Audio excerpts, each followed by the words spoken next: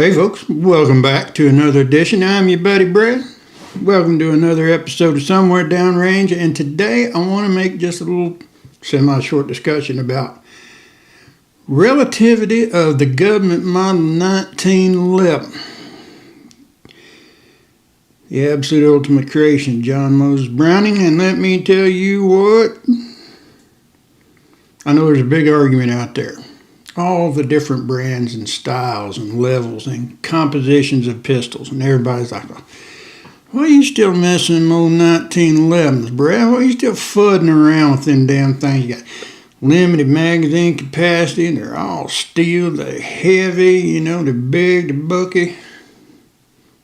Well, all relevant facts. But let me tell you my way of looking at it. Now, there's going to be a short shooting sequence at the end of the talking, or is that guy that left a comment the other day bullshitting one of my videos? If you don't want to hear me talk, that's fine. But if you're going to tell me how to do videos, do me a favor, start making your own first, because when I go to your page, just a screen with your name on it. When you start signing my paychecks, I'll pay attention to your opinion. Till then, go eat a bag of dicks. All right. There will be a short, just a little shooting range portion. I'm not going to go in depth on it. I'm just going to run some out of it. Get a little practice on the old girls. And I have all my favorite Gubmint models here. I've owned dozens of these bastards, but these three are mine. This is my son's. And here's the ones that have stayed with me over the years. And one is actually a fairly new addition, but I've always liked them. To me, a Gubmint model is just quintessential in its level of safety. It's got redundant safeties all over, but they all go away with the right grip and the wiggle of your thumb.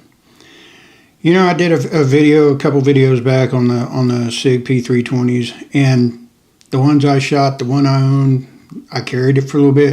It never had an issue. It never went off by itself.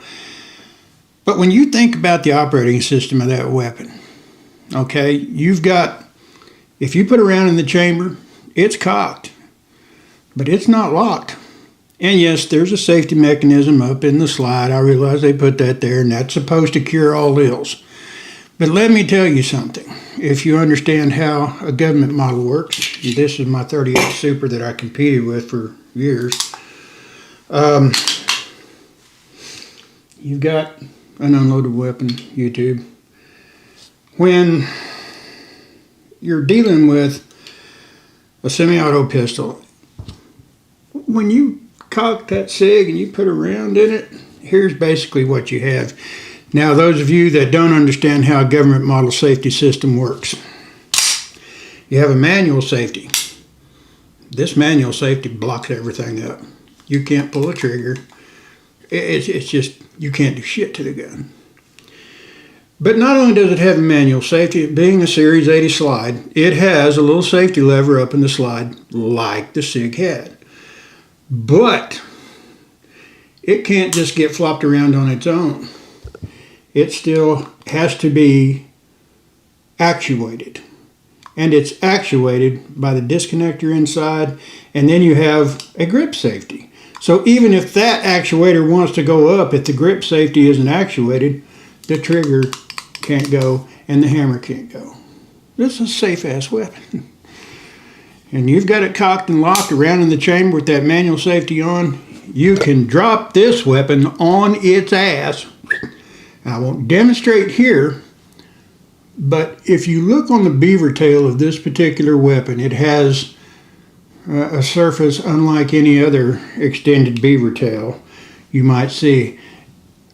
Completely centered on the very tip of the beaver tail where it would curve at its apex on its curve, there's a flat spot. Now that's not there from the factory. I put that there, and I will readily admit on camera,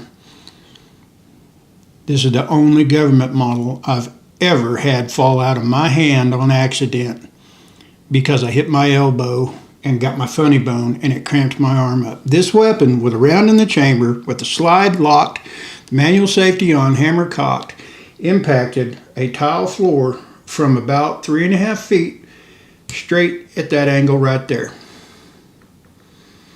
and you think I didn't get a warm, fuzzy, I need to take a shit now feeling all over my body, you're wrong, because, but it didn't go off. Now, to me, that's pretty goddamn safe. To me, the SIG P320, and this is not a downer on SIG, I'm not trying to down them, I'm just saying this is what it's like to have a SIG P320 in your holster. A round chambered, hammer back, manual safety off, and then you take a zip tie and throw it around that grip safety and cinch her up real good. That's basically, in my mind, and it is essentially for mode of operation, what you've got.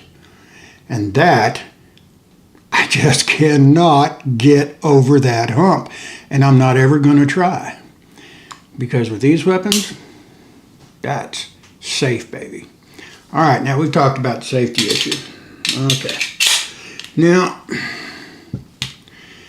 you say, Brad, you got 4 of them damn things there. Well, 2 of these are 45 ACP. This one's mine, this one belongs to my son. He likes 45 ACP as well. This is a 10 mil auto. It's a Kimber, this is a Kimber. This is a stainless target 2, this is a custom 2. And the really cool thing about this is these weapons are available in 9mm, in 9x19, 9x21, 9x23, 38 super auto, 10 mil auto, 40 short and weak, and probably several other cartridges. But regardless, if you get a 1911 or A1 Gubmint model style pistol in any of the available calibers, they all work the same way. You know when you pick it up that you've got a grip safety. You know when you pick it up that you have a manual safety. You know when you put one in the chamber and lock it, and it's cocked and locked, just as John Moses Browning designed it to be carried, you have as safe a weapon in your holster as you can get.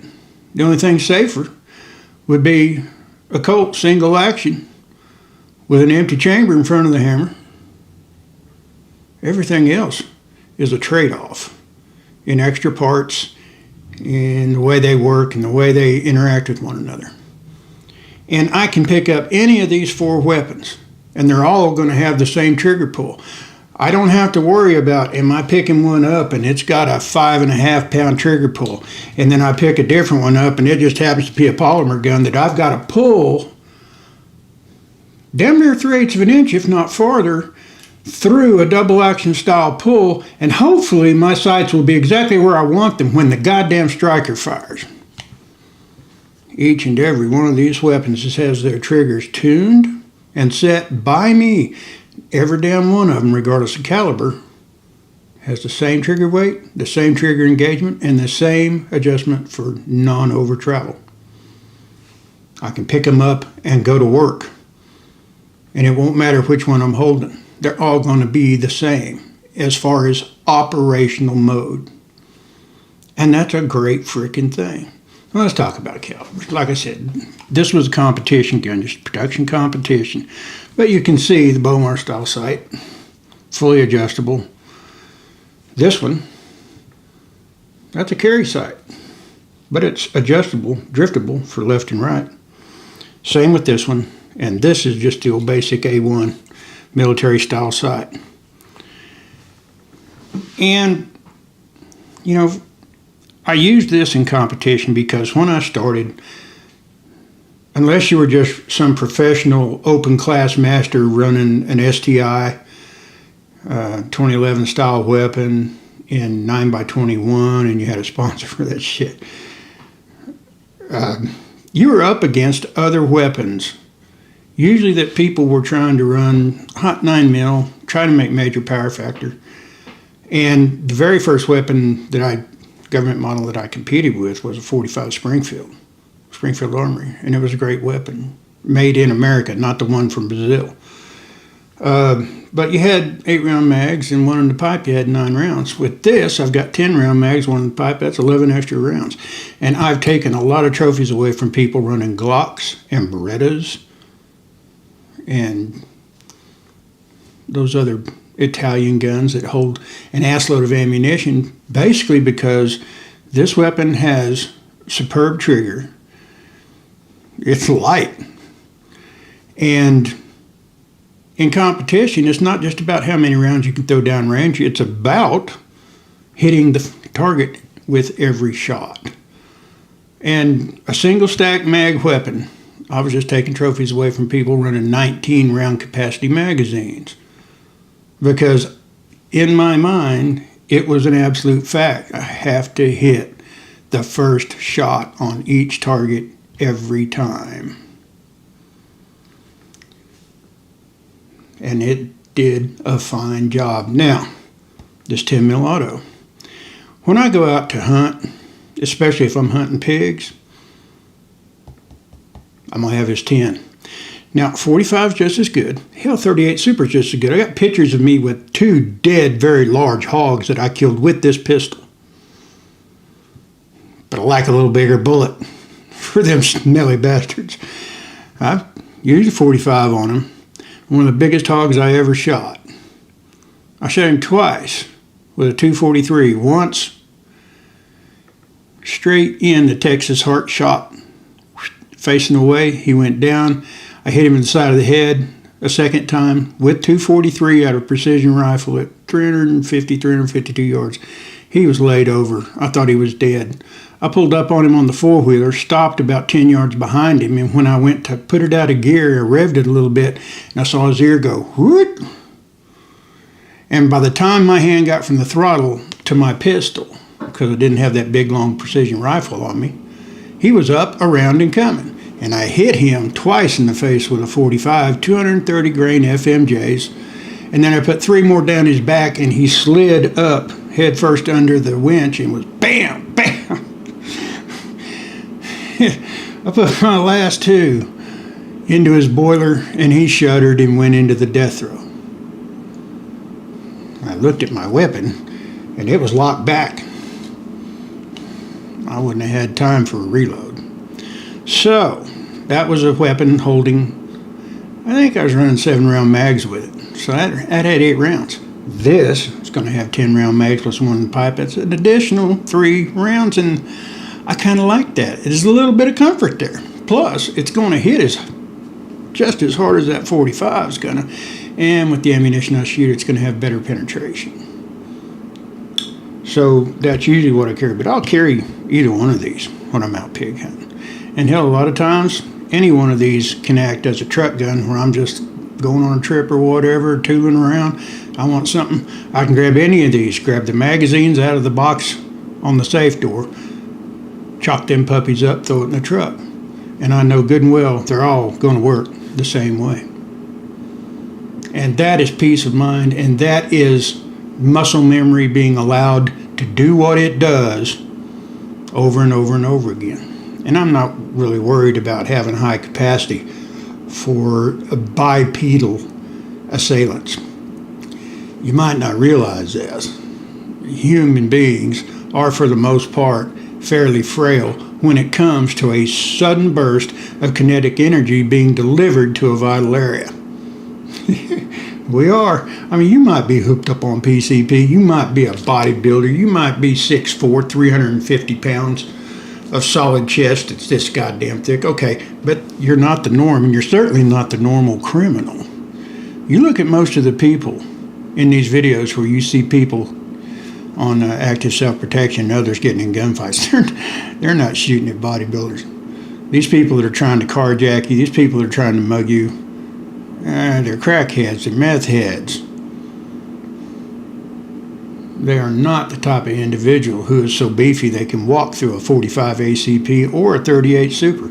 I have ammunition loaded for this weapon that'll do an awesome job on an assailant. I know, because I shot an armadillo with that ammunition one time and it cut him in half. 10 mil is awesome. Need we say more on that? So yes, to answer the question in the title of the video, well, you see, it's like this. Why are you still fudding around with these old war horses? It's because They all work the same. I can get it in the calibers I like that don't cost an arm and a leg to buy nowadays, because it's the latest, the greatest, the hottest, and the, oh Jesus, all this horse shit. They all work the same way. They all have the same trigger. They all have the same safety. And they're basically all the same weapon that I've toted for 40 plus years and trusted my life to.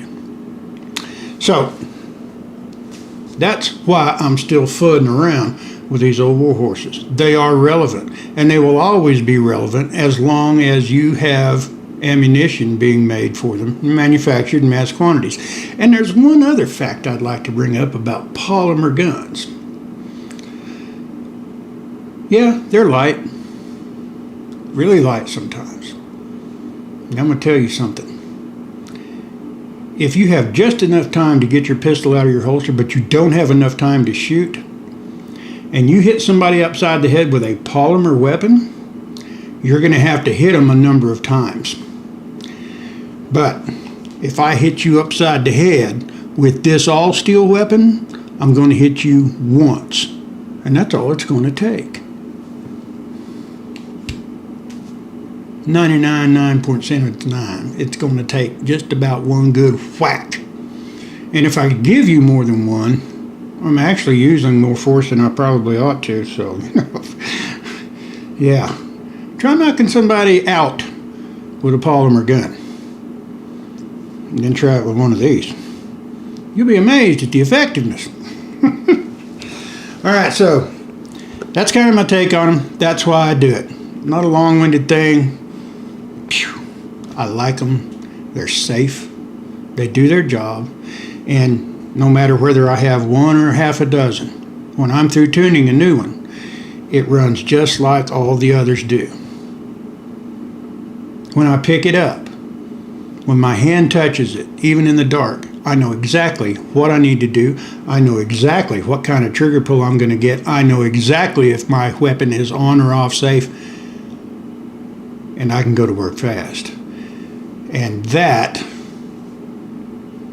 is paramount in a gunfight or a defensive situation. So let's jump out of the range real quick. I'm just going to fire a little out of these, just make sure they still work. You guys have a great day. Thanks for coming and seeing me. Stand by for a little noise.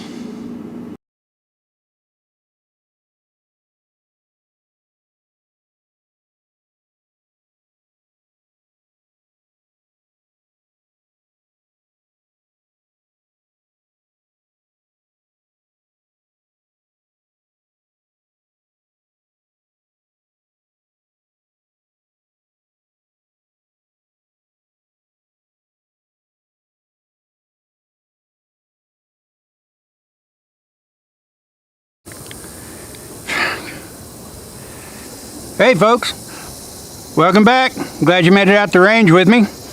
It is bright, it is sunshiny, middle August, and it's hot as hell going to be, and it's starting to get hot already. It ain't even 9 o'clock. Had to stop and change my shirt. That black son of a bitch will heat me up.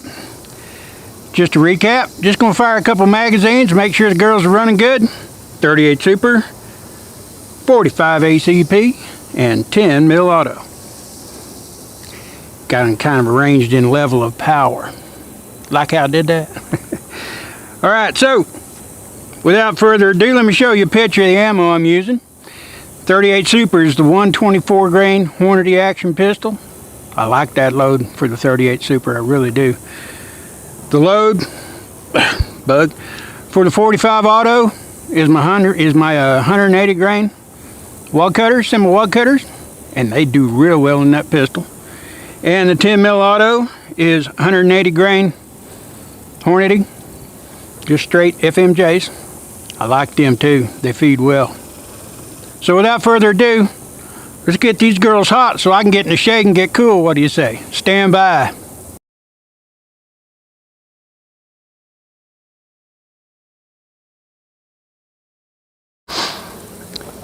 Alrighty then. Just got a little target paster there, regular centerpiece. Got a little piece of steel sitting there beside it. We're at about 6 yards.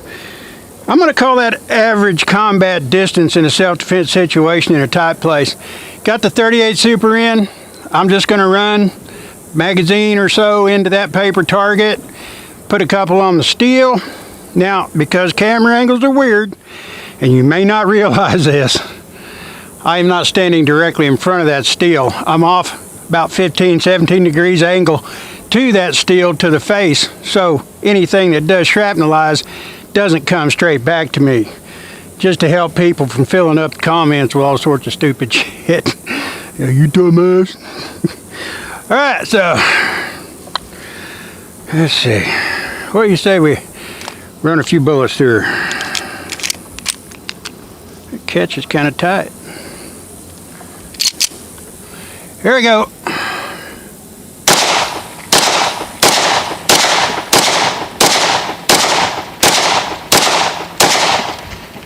You talk about controllable now.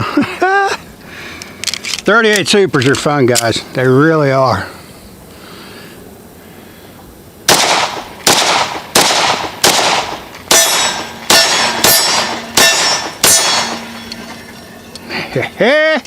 She's a shooter. Stand by. Let's something. Put a little something a little bit bigger in there. What do you say?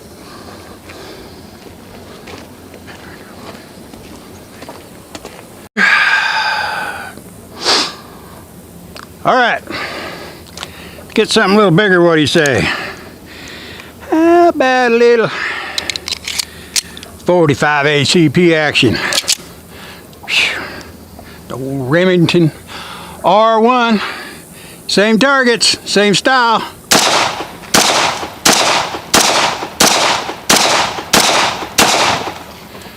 She's a shooter, and really, you can't hardly tell the difference between her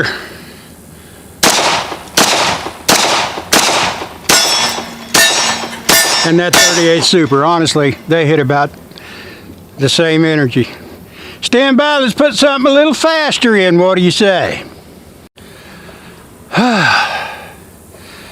Alrighty then. I feel some of you is in the mood for high def. Yeah. How about some 10 mil auto? Sounds good to me. Alright.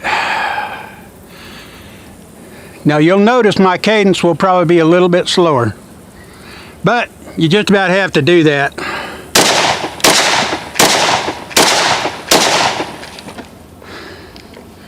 Hello?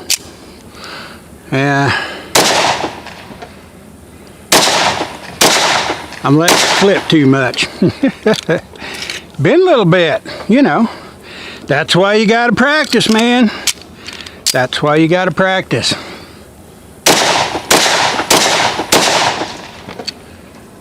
Is this a magazine issue? What's going on? I'm gonna have to check into that. See? That's why you take shit out and play with it.